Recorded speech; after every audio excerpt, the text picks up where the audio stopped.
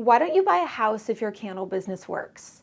Is solely selling candles not profitable? Why not rent a studio? Well, I'm glad you asked. And instead of typing a response to these comments, I thought I would just make a whole video on this because I think there's some points that I can hit on that is a huge misconception on how people view others that are running their own business or even making content on YouTube. Because I've also been called rich before in a YouTube comment, and that was very amusing to me just because at the time we were actually still in our 1-bedroom apartment with our new baby, and it just felt like there were so many things happening. There was a lot of stress going on, and I just felt like, yeah, it just wasn't an accurate perception of what the reality was from my perspective. So I understand when people have these questions. I understand when people are looking at, okay, well, if you're so successful, then why aren't you able to do all these things that typically successful people can do? And I guess that's just viewing success in a monetary fashion.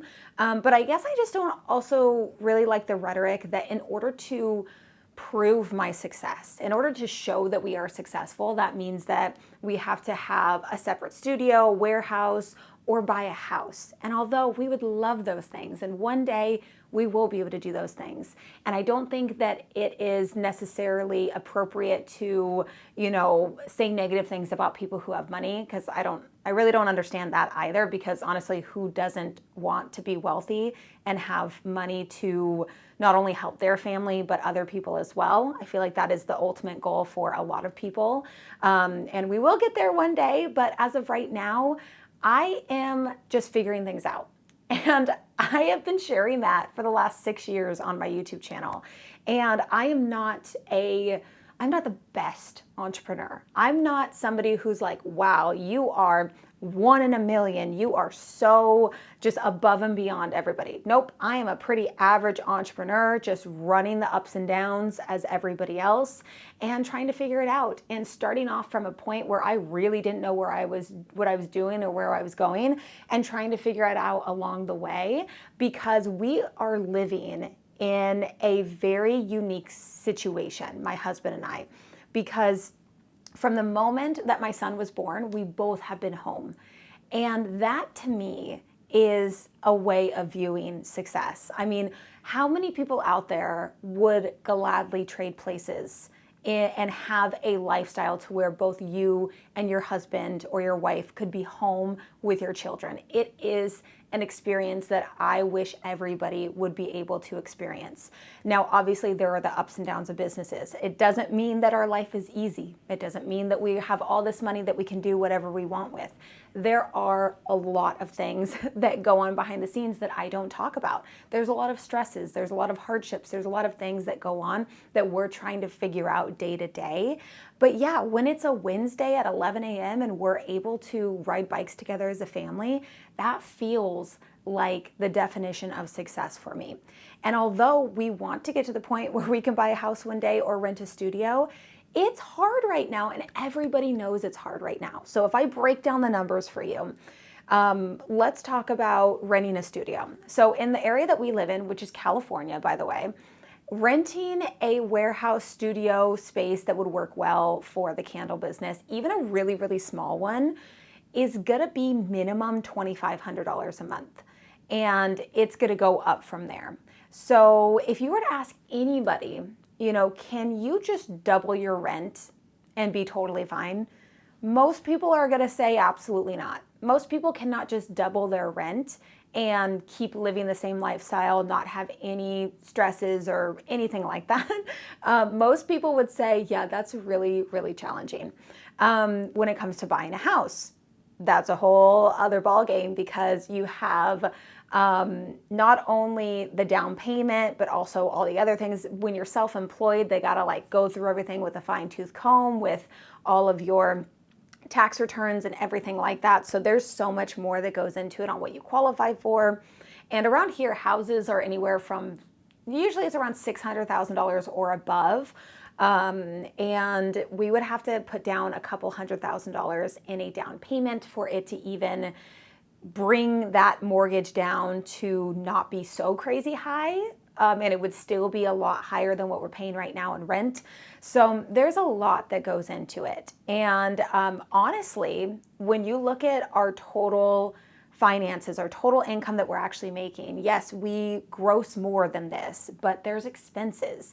An inventory-based business is challenging. I mean, you have to think of the expenses. You have to have your cash flow.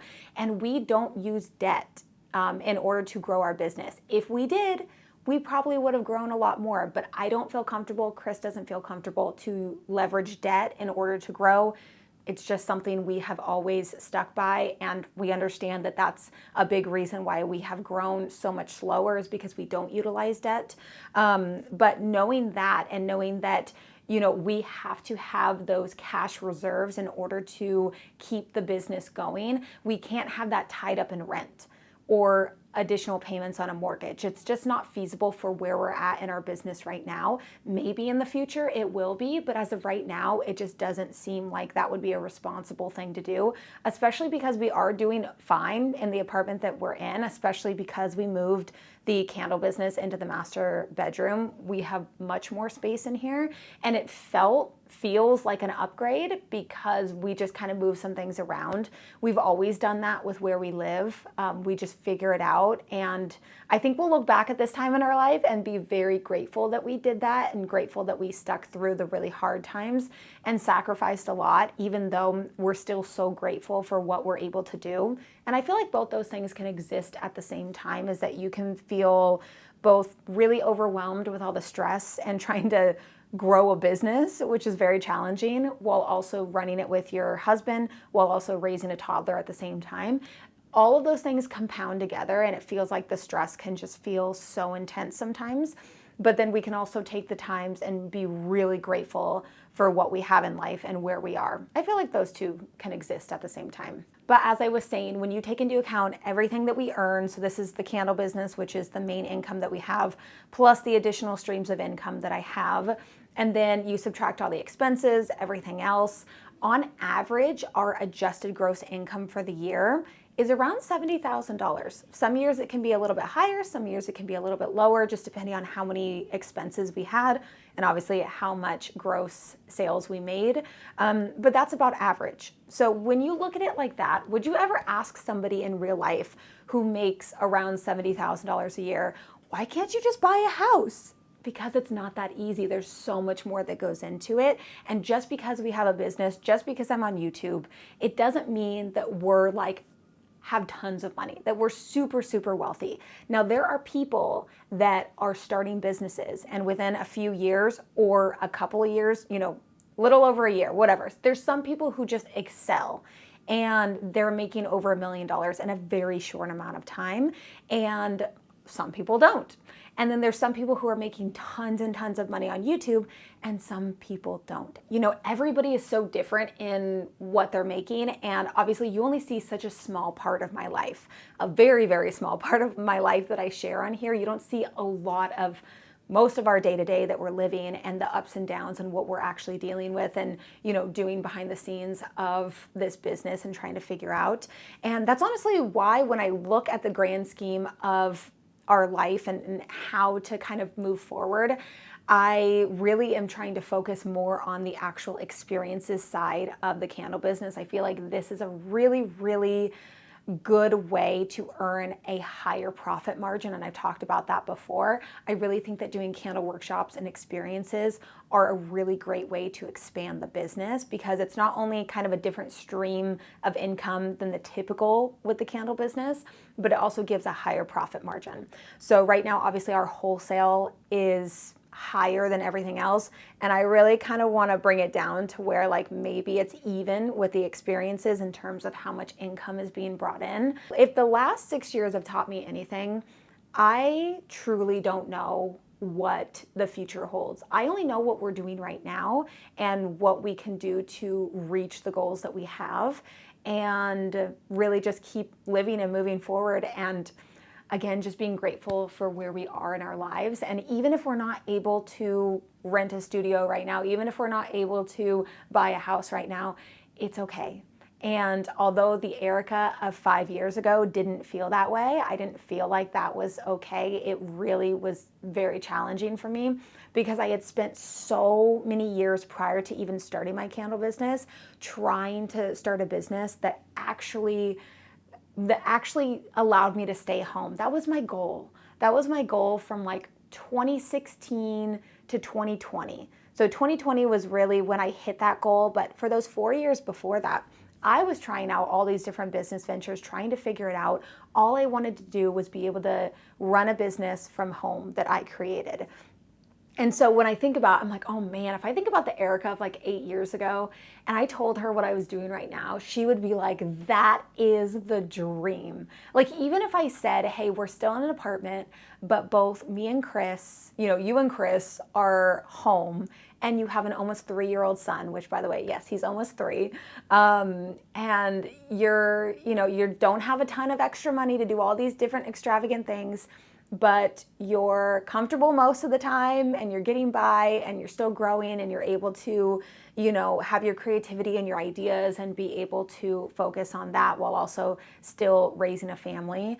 I would have thought that is the ultimate definition of success. So I guess it depends on how you look at things. But that is my thoughts, my opinions on the topic and from these questions that I got, which I didn't really take any offense to it.